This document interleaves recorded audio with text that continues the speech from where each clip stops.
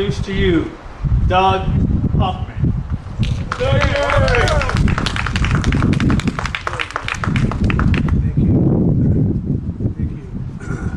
Actually, I was finance director, not the chief financial officer. In the corporate world, you know, they get into those things. Big news yesterday. UAB, the largest employer in the state, raised their minimum wage to $11 an hour.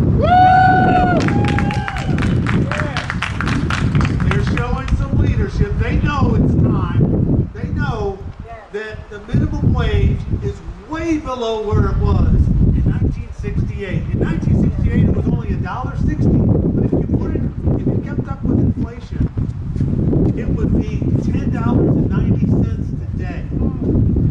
That's why we have so much poverty. Wages are going nowhere. They're falling way behind where they need to be.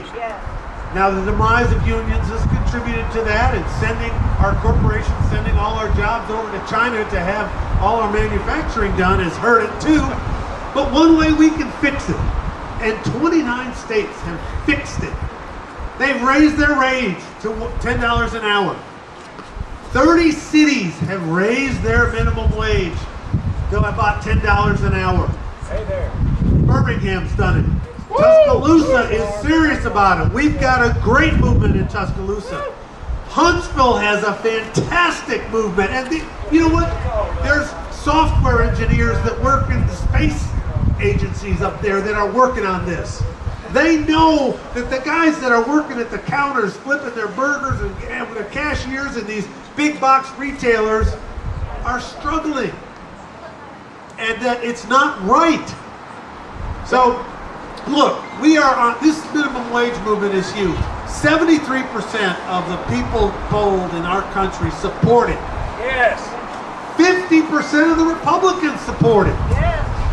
And you know one of the reasons why Republicans support it, and you need to know this when you're talking to folks that are outside our circle, it's good for business. It's good for local economies, because here's what happens. Corporations, when they take their profits, they send it out to investors all over the world. They buy their own stock. Local economies never see that money again. But when you give a low-wage worker an increase from $8 to $10, they spend every bit of it locally, in local businesses. So those local businesses have more money to circulate. It's a win-win for a local economy. That's why 30 cities have increased their minimum wage. And guess what? In 2014, the Center for Integrity in Florida looked at all the states, 25 states, that increased their minimum wage. They looked at all the cities that increased it. And guess what? In those states and cities where they increased their minimum wage in 2014, their economies grew faster than any state that did not raise their minimum wage. So the proof is in the pudding. Yes, that's right. Dougie. It's good for local economies and local businesses to raise that minimum wage. Keeping people poor isn't good for anybody. That's right. I can play. Anyway, I know we've got a lot to talk about here today, and we're going to need your help, because these guys right over here may try to take away the right of cities in our state to raise the minimum wage. These guys who are these guys who want small government, they're about ready to take the rights away from small governments to raise their minimum wage. Yes. Whoever sponsors that. Last time it was State Representative Faulkner from Mountain Brook, the fourth wealthiest city in the country. He sponsored it. He charges $300 an hour as a corporate lawyer. Whoever sponsors it, we're going to take it to him. That's right.